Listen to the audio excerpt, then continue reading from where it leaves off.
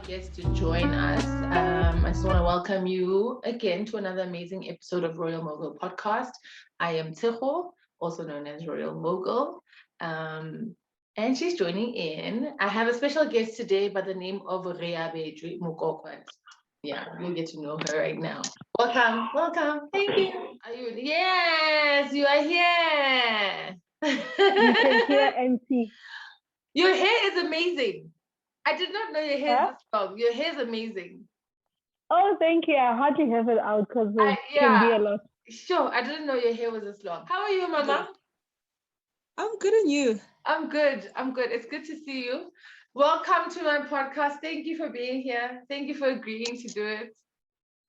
Only a pleasure. Only a I pleasure. really appreciate it. So, I didn't fully brief you on what we're talking about, but the main thing I wanted to discuss with you and simply watching your life on social and how you just manage everything so effortlessly and so perfect. I just needed to speak to you about balance in this life. How do you balance all of this? I wish it was as balanced as it looks. It's crazy in the background. Oh, hectic. But firstly, please reintroduce yourself. Not reintroduce, please introduce yourself because I have somehow introduced you, but introduce yourself. Who is Reabetjoe? Where you from? What you about? So Reabetjoe Mokoko is formally my maiden name is Manyaka. You know, you take on people's surnames when you get married. I don't think I should have. I think I should have actually taken a double barrel because I'm just like I feel like I'm making their surname shine, which is a bit unfair. But anyway. That is very interesting. We'll touch on that. That's very interesting. We'll touch on that. Yes. So I'm from Limpopo, a small village called Ramanyaka, in Begasport. So that I was born there, but I grew up in the East Rand. I was raised by my aunt in the East Rand, and that's when the love for cooking and health sciences came up because she was diabetic and she loved cooking, and I was always with her most of the time. And that's where it comes from. So now that's why I'm a chef and I'm a dietitian.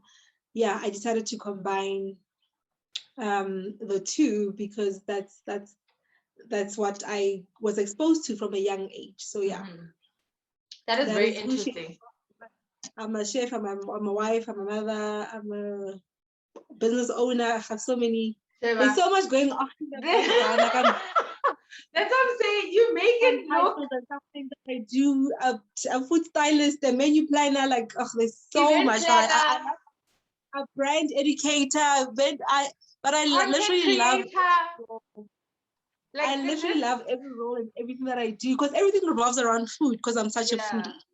Oh, that is so like your list never ends. And this is what I pick up from your social every time I see it. I'm just like, this chick, she's doing something new. She just added this. How do you do it? And when I spoke to you, I always say my WhatsApp status, you know, sometimes I think my mother doesn't really understand or know what I do. Yeah. But now that she's seeing me more on TV, I think she's starting to be like, oh, okay. Now so I this see. This is what this girl does. Like, I'm just like, I also don't know what I do. That is so, you're creative. I'd say you're creative and not just in the food space, but you are all around creative because you make it work so perfectly. And what I love with the content you create is it's not out of your bounds. It's not overly, it doesn't disturb your life that much because you're creating content while you're making food for your family. Like it just flows. It makes it so much easier.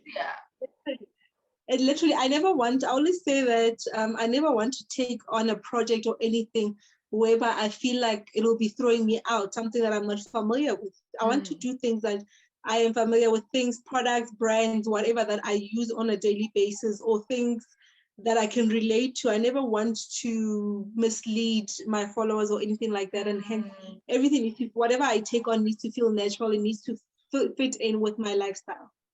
And that's amazing because it becomes so authentic, right? You look at, and I'm not bashing any content creators, please, I'm not bashing nobody. Live your best life, do what you need to do. But it makes it so effortless and so real when you can really choose the brands you want to associate with. because it's organic, you know, and it is relatable, and people can feel, oh, okay, I don't have to step out of my bounds in order to use this product or make sure that it actually aligns with my life. Yes, no, most definitely, most definitely. It needs to be part and parcel of my life. I shouldn't have to be like, but who is this and what is it about and things like that. If I have to take on a project or something like that, it needs to really be something that I know very well, that I'm familiar with. Then it doesn't feel like work because it's natural, and that's what I always want. Something shouldn't feel like I'm working. So the other, in part of your work, the other thing that you do is you have turned your home as well into like an event space. How do you separate the two? How do you create that balance between your work life and your personal life? Because everything happens in one space. It can literally, it's very difficult. It's very difficult in terms of immediately when I step out of my house, there's the kitchen, there's the venue space. So it's like my mind is constantly working. And even on days where the staff members are in the kitchen and I tell myself, oh no, I don't want to be anywhere near the kitchen. When there's a problem, I'm just 5 steps away. So you'll hear them knocking like, please come see this, please come. So it's very, unless I'm not on the premises, I'm literally always. So that's the unfortunate part. But the fortunate part is that even with COVID and things like that, there's no pressure to pay anybody rental. You know, this is our space, this is our property. That is the beautiful thing about it, and the biggest advantage, that you don't have to stress about all the other expenses, you know? Yes. Yeah. Everything just flows. Okay, I have 3 questions for you, ma'am, before we continue. If you could choose any 2 famous people to have dinner with, who would they be? Sure, 2 famous people I'd want to have dinner with. Sure, that's a tricky one. Considering some of the people you've met and you've crossed paths with, so I know it's a lot to think about. That's a question I hardly ever think about, actually. Let's see. Okay, there's this thing I have about intelligent men. I love men who make sense when they open their mouth. The other one is going to seem a bit controversial, but anyway. Okay, so the first one is definitely Ronald Lamola. I love our Minister of Correctional Services because I just feel like he's always ready with a plan, and you know, when he opens his mouth, he doesn't just utter things. And the other one has to be definitely Chief Justice Mogoeng. I know he has his own controversial things and standpoints, but I love how intellectual he is, and I love how he processes things when he says things that, so I think it'll be those 2. Very interesting. I would have. You seem to be very big in politics, and I see this with your statuses as well. You're very passionate and involved in what happens in this country of ours and how we affect it and what our leaders are doing, which is, maybe my phrasing is wrong, but it's unexpected, you know? You think, oh, she's just focused on food, she's just a family girl, that's that. But you are like there.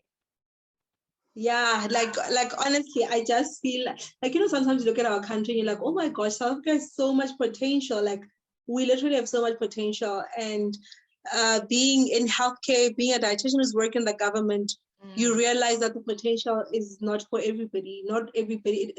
The potential depends on who you are, where you come from, who you know, and things like that. You realize how unequal our society is, and it's very sad. And you used to like, but guys, and South Africa, like literally, South Africa is like the US, you know. We are the hub in Africa. We should be making things work for everybody, our brothers and sisters, also in other African countries. Yeah, because we should be at a better level than where we are right now. Yes, honestly, and it's just like sometimes our leadership really does let us down, unfortunately. Hey, matata are life when it comes to that, but okay. If you could have someone follow you around all the time, like a PA, what would they do? I suck at that. I know. This is why I added this. Because it actually has a tie-in with how you balance, because I know delegating is very tough for you as well. I really like that because I am supposed to have like somebody that's like a PA, but I end up actually doing like most of the stuff because I'm such a perfectionist.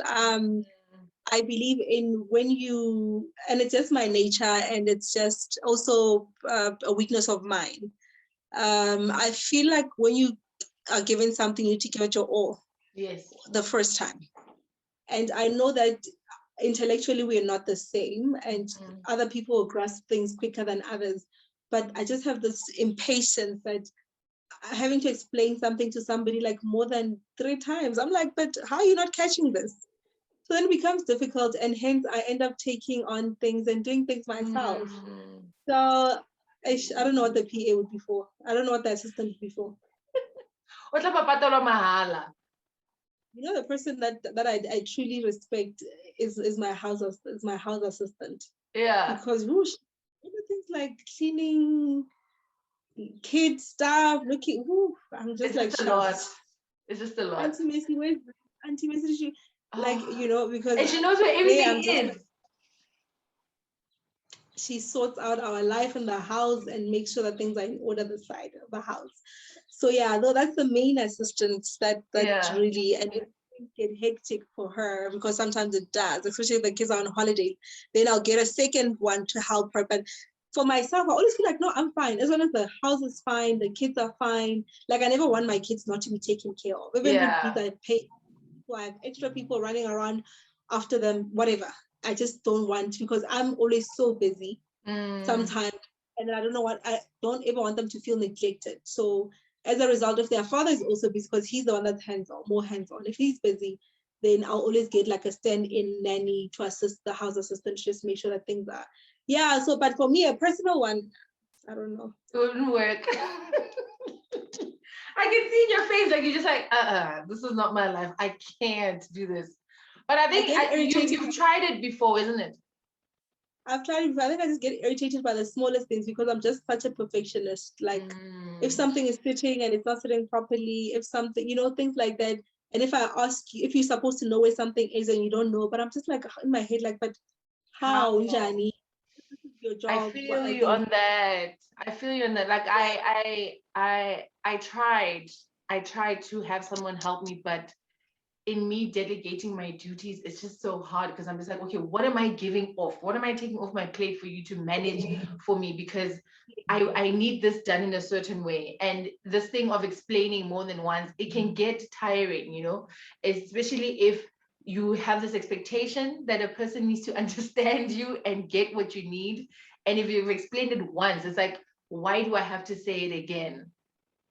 You know? And I know it's really a bad character to have, bad character trait, but eventually I need to get used to actually having somebody assisting and running the show, because if I want to grow my career, I need to understand that I can't be everywhere at all the time. Eventually I'll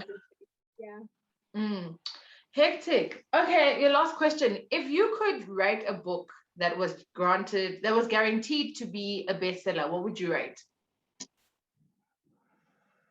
I think we have to focus on, it has to be nutrition related, and it has to talk about nutrition in the eye of a Black person and what it means, healthy eating for them, and the challenges that they come across to eat what we call a healthy, balanced diet. I think my book would definitely revolve around that. The challenges of the average Black person to really live what they call a healthy, balanced lifestyle. So I think please do it.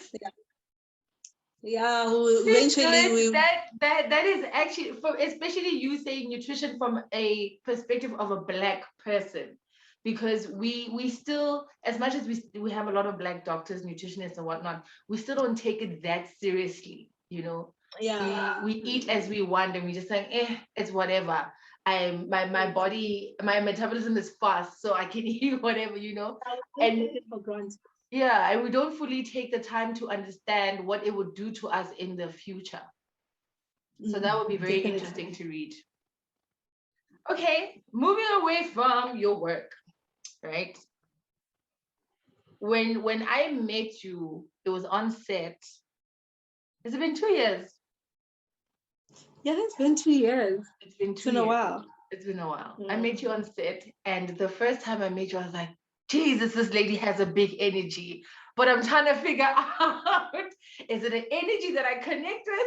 Or am I gonna, have to distance myself from her at some point? And then days went by, I was like, no, man, this person is amazing. She's strong-willed, she knows what she wants, she goes for it, she's she's outspoken, she's funny, and she doesn't take nonsense from anyone. I was like, this is the person I want to vibe with, right? And then I found out how old you are, and I was like, we're the same age. I was like, what the? It was a shocker for me because it's a case of where you are in life, and it goes back to us trying to compare ourselves with our peers or whatever the case is. Where you are in life, you are a wife, you're a mom of 3, you run successful businesses, and whereas I would sit back and be like, I'm still trying to figure out my life, and hers seems so well put together. How did you create this balance for yourself? How did you realize from a young age exactly what you wanted, who you wanted, and how to build your life? I think this comes from my background. I was raised by my aunt, and my aunt was she was disciplined, but she was strict, but in a good way, because it forced me to be a disciplined human being. She always taught me to go above and beyond, like to push myself, literally, to push myself in everything that I do. And I always appreciate that, because she made me become a very goal-orientated human being, a go-getter at all times. Yeah. And it was a point, and at the same time, she also taught me that we pray about everything that you want. It's attainable. You just need to pray. And she taught me the discipline of prayer. And then I also tell people that I think God understood that if I didn't become a mother at a young age, I was never going to become a mother, like literally. And that's why all my kids I had before 25, and now I'm just like now chasing. You're done. It's like, oh, okay, this was your plan. Okay, good. So being where I am, it's a matter of I'm very goal oriented. Like it doesn't matter if people don't understand where I want to go. That's okay. It's not for them to understand. Literally, people are only understanding now. What, 10 years later? That back then, from the get-go, I knew where I wanted to get to. The catering company Plates and Scales was started when I was still a dietitian student, because I knew I had this plan in my head that this is what we are working towards. And I was never, it's okay for people to express what they think. Whether they support you, they don't support you, I never take that and own it. Because I know I've written it. I have like every year when the year starts, January, I sit down and I write goals and I pray about them. And I say to God, big or small, whatever it is, this is what we are working towards. Even from 10 years back, when I was still in varsity and I was still thinking about this and trying to manifest it, as they say, it just didn't come overnight. And that's what people don't get, is that I've been catering for years and years. I've been cooking for years. I've been pushing this brand for years and years, and now only that it's starting to gain a lot of traction and attention, and the brand is growing and I'm growing, that people are now starting to understand and to see it. But there's been groundwork that's been done for a long time. Yeah. Long time. I am where I am because there was a lot of pushing and sacrifice. And what I was doing, I'd be catering for 100 people today on a Sunday, and Monday I have a big exam. And it's just a matter of, as soon as we are done there, I am not sleeping until the next day, until I write, I get home, I revise, I do whatever I need to do, go through past papers. 8 a.m. the next day, I'm writing an exam. And, I even had to keep it from my university lectures didn't know that I was catering. I had a caterer, because I was like, if I dare fail, they're going to be like, because of this. That's right. You're busy trying to make money. Yeah. And they were asking me like, how were you doing it? You had kids, you had a business. We don't know all of this. Yeah. And I'm like, the thing is, I didn't want to make you out, because people are always waiting on standby to say, I told you so. 100%. So I'd always keep things to myself. I keep my cards closed. Only those close to me that I'll tell them that this is what I'm trying to work towards and things like that. So it's taken a lot of hard work, a lot of prayer, a lot of sacrifices, but we keep pushing, and day by day, there's been a lot of failures along the road, but failures come with lessons. That's the most important thing. That's so true. Yeah. That is amazing. And honestly, even in your failures, people don't even need to see that, right? Yes. People don't need to see your glory and your failing, so that it could be like, I knew it, or whatever the case is, and people look at you now and think you're an overnight success, not realizing that this person has been grinding for a long time. And I actually don't mind people seeing my failures, because then you show people that, because sometimes people want to start and they get discouraged by failures, but you're like, you will fall along the way. It's normal. It's okay. It's how you pick yourself up and you get up and you keep moving. That's the most important. Falling it's not a big thing. You're not the first. Yeah, you're not the first. The last. It happens. And also, how are you supposed to learn if you don't fall or if you don't fail as well? You won't know what you need to fix from the mistakes that you have made. Most definitely. Yeah.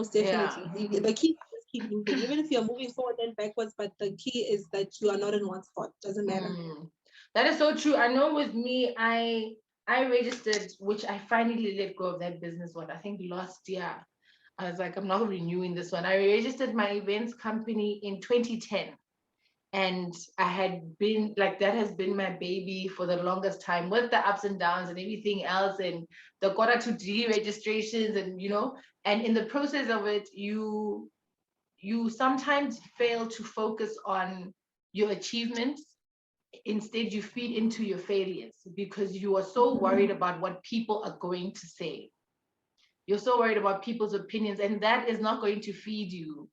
That is not going to fuel you to do better and pick up from those mistakes and just do better again.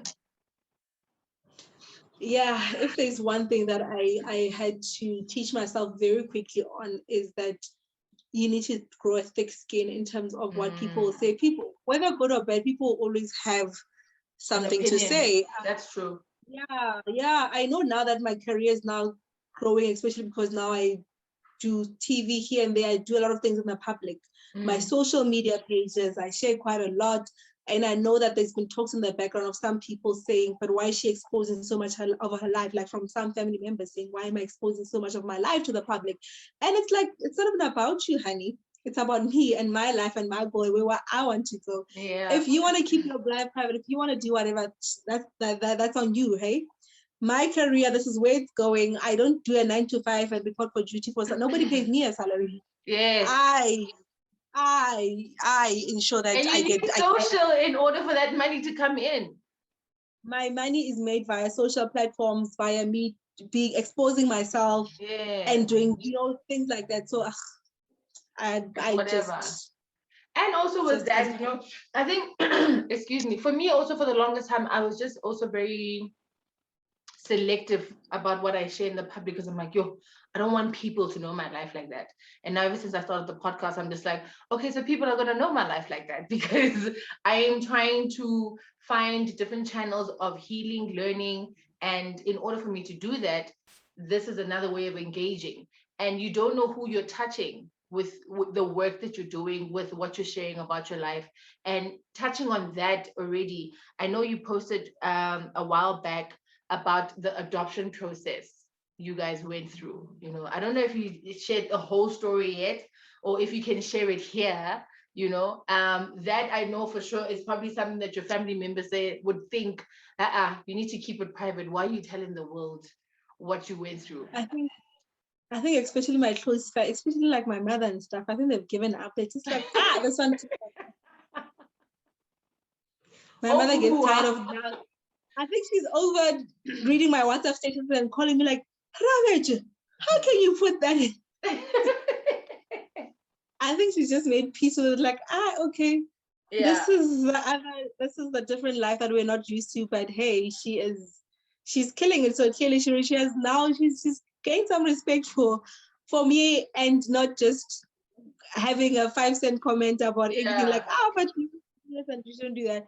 Yeah, so with the adoption, like we're almost at the end. The only issue now with this child is that now, to make things easier, the parents need to sign her off, but that's a whole other story. It's a big other challenge. And yeah, I've shared like that we are up to this stage, and now the only challenge is getting the parents to sign. So yeah, that's just the main thing that we are just waiting in bated breath for, to see if they win with getting sign off for her from them. Okay. And so what made you, or how did you get to a point of deciding that you want to adopt a child? My husband and I have always agreed that we're going to adopt at least one child. And at that time, he wanted to have another child. And I was just like, I am not going to go that route, especially because I always have I have reproductive issues. Also during pregnancy, there'll be stitches involved, there's things. So it's just quite an intense emotional space when I'm pregnant, to go through. We need to be cautious, I need to be put on bed rest and things like that. And you generally think I'm healthy and I should be fine, but my reproductive system is a rebel child of its own. So it doesn't respect me much. So yeah, so no, I don't think I'm ready for that. And when I was working in the hospital, this child was abandoned by her mother, and there was just this energy about her. I was drawn to her. I can't explain why. So you were working at the hospital where Momo was?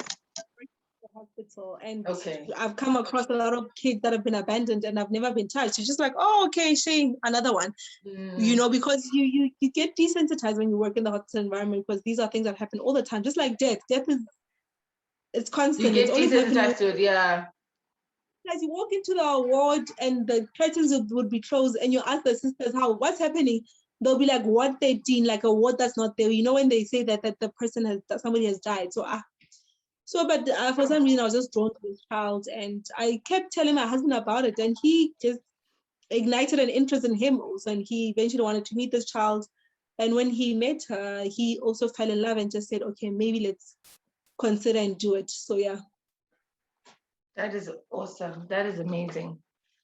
Okay, so going back to you sharing almost everything and your mom calling you to kuza you and everything, what kind of conversation did you have with her for you guys to be on the same page about who you are, who you're growing into, and the person she knows, and what she is trying to block you from essentially being or just sharing too much?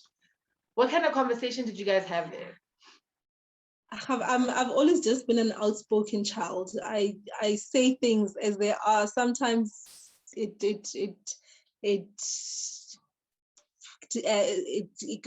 some people take it badly. Some people will take it in a good way because you're so honest and transparent.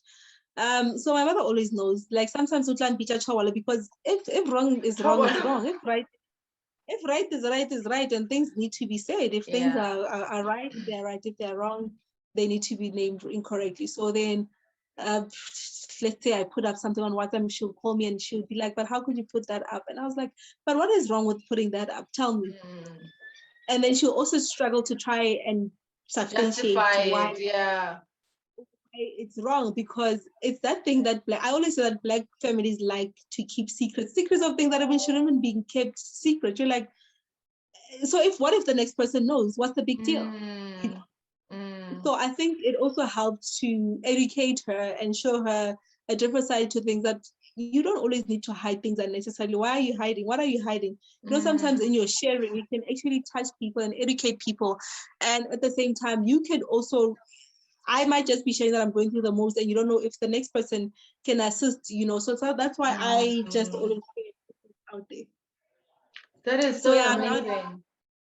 Nowadays she's getting used to it. She's getting used to it, that and now we are able to have more open conversations. Like she doesn't get offended if I bring up something like let's just be truthful about certain situations. Yeah. Sure. You see, with that, I think what will people say syndrome, that thing is still very hectic amongst Black people, and it doesn't matter how big or small the situation is. it's so big, it's so hectic that within the family, there's certain conversations you can't even have because already, if I bring this up to my mother, it's going to be broken down like this, and I'll be told how wrong it is and how I'm going to be viewed and. But we don't know that in our own struggles and our own voicing of opinions, you are definitely helping somebody else, and people get to realize like, oh, I'm actually not alone in this situation, like another thing is that some people heal by talking, and if now we're stopped from talking, it means that we're going to die inside and end up just committing suicide because you feel like you're on your own. Yeah. So that's another thing that I think is that my healing is by talking. And if you're going to not permit me from talking, people's whatever. I have to check this. So yeah, so now people might die inside and not be scared to speak out because it's believed that you're not supposed to speak out. Some things need to be hidden and things like that. So yeah, it took a bit of education. Love it. I love it. That is the way to go. Okay, let me see what other question do I have for you, because you've gone through so much. So I remember you said you met your husband when you were how old? 20? No, I was 18. 18. Just finished my matric. And you knew then this is the person you're going to marry. How do you know this at like 18? I said, Yeah. I pray. I'm an energies and a spirit person. Yeah. I'm very spiritual. So I always, if I'm drawn to you and I'm attracted to you by your energy and things like that. So the first time I met him, I was like, there's something about this guy. And he had a girlfriend at that time, but I just didn't care. But our spirits just kept connecting to a point where we found. Yeah. And I remember the one day I prayed about it and I said to God, but what is this? Show me a sign then. Show me a sign. Yeah. Like I can't just be on something that there's no sign of. And I remember that day I was sitting next to him. I have a dark spot here next to my ear on my right side. And that day I saw his on the left side. I was like, oh, this is it. Okay, let's continue. Okay, I'm comfortable now. Oh my gosh, that is so insane. It's such things that I pray. Before I make a big move, I pray and I was like, show me a sign. I need to see a sign that this is it, Yeah. So yeah, that's how I knew that, oh, okay, he's the one. You even I was like, you even had to leave a physical mark to say this is him. Yeah, don't go further. This is your partner. Like literally mine is here on my right ear, his is on his left. Oh my gosh. I think that's the only part that I didn't know. That is amazing. That is intense. Sure. Okay, so tell me, aside from you being a mom, a wife, a chef, a businesswoman, how does Ria take care of herself? How do you how do you rejuvenate yourself or take time for your self-care and making sure that you are good in order to be good for everybody else? So I love TV. I love watching TV. So that's my one thing. Like literally, I zone out when I'm watching TV. That's my way of just sleeping in between, because I don't get a lot of sleep at night. So I sleep a lot during the day, funny enough. What? And holiday, Hagere, it looks like you're running 24/7. Like I don't know how you do it. It feels like you're running 24/7. Like at night, like now at night, I ran out of sleep and I started sending out invoices, handling things, and I'm just like, oh my gosh, this is my life. Yeah. So yeah, it's so weird. I have such a weird sleeping pattern. I function very well and very little. Yeah, and holidaying, I love you guys. I love holidaying. Like if I had more money, if I go on holiday, I'd go on holiday every second month, I'm sure. I guess that's the best way to rejuvenate as well. And massages, I love. And the spa dates, massages, I love that. Oh, that's beautiful. That is really dope. Okay, so I have one last question here. Or is it two? Let me see how I'm reading this thing. So that's why in that session, when you said 3, I didn't want to. I wonder COVID and working from home. You just disturbed. And that's on his office space, but my husband hops. He has. I remember the last time I was there for when we were shooting your content. He was outside, he was inside, he was just like everywhere. Yes, he hops. He works in here. He works in our kitchen sometimes. Then he works in the office. There's 2 offices. He jumps between the one office and the other office. He works in the venue space. He literally, it's just like guy, just pick a battle. Where do you want to work?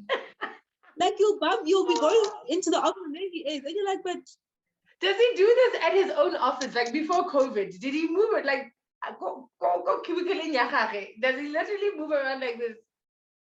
yes, he apparently they had nicknamed him something at work to say so that he's always hopping from one station to another. He has a shot at man. Yeah, yes, he has a creative space. He doesn't want to be like, and unlike me, I want to work like I like order, I like structure. Yeah. So if I'm working, you already know where I am. I will, if I'm doing admin, there's only 2 spaces that I'll sit and yeah. work. So I like structure, but him, oh my gosh. Oh my goodness, that's hilarious. Okay, so I was talking to someone yesterday who was saying, we're not entrepreneurs, we chose this life. He's a 9-to-5er. Sometimes he wishes he wasn't, blah, blah, blah. And I'm like, I realized, I don't really think we chose it, because you think of how tough entrepreneurship is, you know. So now my question to you is, do you think these journeys are literally chosen for us and we just have to really navigate through it? Or do we have an option to just drop it all and be like, okay, I'm going back to office life? I think there are those who are born entrepreneurs. I think there's 3 types of people. I think there are those who are born entrepreneurs, and there are those that are born for the 9-to-5s, and there are those who can flip-flop between yeah. Those who are born entrepreneurs, hey guys, they will push to make it work. Yeah. No, fire by force, no matter how hard it gets. You just understand. For me, it's just like, it's very difficult for me to go into a working environment where I've said things that I need to do. I feel like I have so much energy that I can't focus on just one thing. I need to be doing multiple things at the same time. And sometimes be working under somebody they might not understand my personality and what I'm about and things like that. Then there are those who don't want the stress of trying to fix things, trying to run things and things like that. They just want to get to work and be told that these are the deliverables, this is what you need to do. Yeah. And there are those who are like, there are times where I feel like this, then I'll do this. And there are times where I feel like this. So I feel like it just depends. Sometimes we're this. Yeah. Okay, so you see, with that, I don't know if I should say I'm the one who's born into entrepreneurship, but for one, I've tried being employed and it's just something that doesn't work for me. More especially after a particular time where I was so micromanaged that like being employed created PTSD for me. Like it became a real thing that I can't be under someone's thumb. And it could be because of a person's management style, or it's just simply because I don't really like taking orders from other people.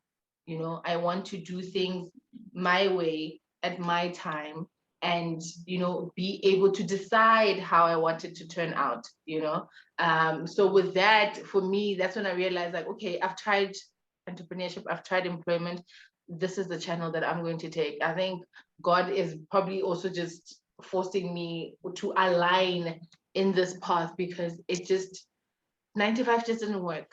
I tried it so many times and every single time it was failing. I tried to go into a different energy, but I was just like, this is not for me. So let me just stick to this path and just find a way of making it happen. Yeah, no, I get that. And for me, I just feel like I have a big personality. I have a big personality. I have a strong person. So imagine trying to be my boss. Gosh, I would be it when I had to work. When I was still working, it didn't flow. It didn't flow because I feel like maybe sometimes my leader was just a bit overwhelmed by, because another thing is that as much as I have a big personality, I draw easy to people. My energy is that I have a very warm energy, as much as it's big and it's loud and it's intimidating. Yeah. When people finally get to see me and who I am, people start to get addicted to me. And that's also another problem, because everybody loves you and things like that. And you cannot do any wrong in people's eyes. And I think my boss just found it a bit tricky to deal with me, because I just felt like Shane, let me leave you in peace so that you can run this department on your own, because there's no way of controlling you here. I know. So speaking on intimidation, I read something the other day, because a lot of people used to be intimidated by my sister and I never really understood why.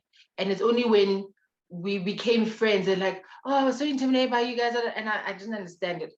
So I read somewhere that a person who is intimidated by you is just not ready to be at your level yet, or you guys are just not aligned. It's not you, it's just that they are not ready to be where you are yet. What do you think of that? Yeah, it might be true to a certain extent, and also it might just be, some people are just generally very calm, very laid back, and things like that. And here comes this person with so much energy, with so much confidence, that they just don't understand how you are able to conduct yourself in such a way where you yourself, so I get that. I get that some people, sometimes you also just overwhelm people. Because it's just like, you're just too much. How now? Yeah, sometimes I feel like I say to myself, but sometimes you need to just shut up at times. Because and I get that. I get that, because also when I'm in a new environment, I forgot what they call it when you're a two-person. So I can be an introvert and an extrovert. Yeah, ambivert. That's me, yeah. If I'm in a new environment, I'm not as loud. I observe. I want to observe and learn people's characters, because I never want to push people or offend anybody when I open my mouth. So by the time I start talking, it means that, okay, I've observed you and things like that. So yeah, I can get that, how when somebody's big and loud and stuff, it can be intimidating, overwhelming, or just irritating at times, because some people just don't want to talk, and that's okay. That's their personality. Yeah, they just don't stop. They just don't stop. Ria, thank you very much. I want to see if this, no, we covered this part. Double barrel surname. I wanted you to touch on that. Why do you feel like you should have had that? I know culturally it's seen as you're marrying into your husband's family and you need to take on that representation, etc. But I think lawfully would be a good idea for that to be a set thing, I guess, where you're just like, okay, when you get married, double barrel, and that's that. Not an option of you keep yours, this one goes, but you have a balanced representation of both. Yeah, only I think double barrel only because I feel like I'm working so hard to get to where I'm going.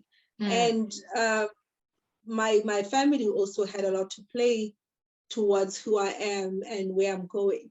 So I just always feel like, it's mainly when I'm on TV or whatever, then they see the Mokoko surname, then the Mokokos will be like, oh, she's on TV and things like that. Those who might not know me as Manyaka and things like that might not be able to relate. And, so I just feel like my family also deserves that shine, because they also had a role to play. So yeah, as much as I got married at a young age and my in-laws also contributed to my upbringing to a certain extent, I also feel like my family was there from the get-go and they deserve that shine, Yeah. So yeah. I hear you. That is a great view, honestly. And I guess it also reduces, and touch wood wherever, I'm not speaking negative on anyone. It reduces the, when people get divorced and then you have to go through the process of going back to your surname, you could just keep it as that, because it's still a representation of you and, the family you had married into. Yes. Interesting. Ma'am, thank you very much for taking the time to talk to me. Thank you for contributing to this amazing space that I'm creating and cultivating. I really appreciate it. I appreciate you, the work that you're doing, how hard you're working, and the way you take care of your family, even though Momo is always just here. I feel like Momo's your PA. She's here.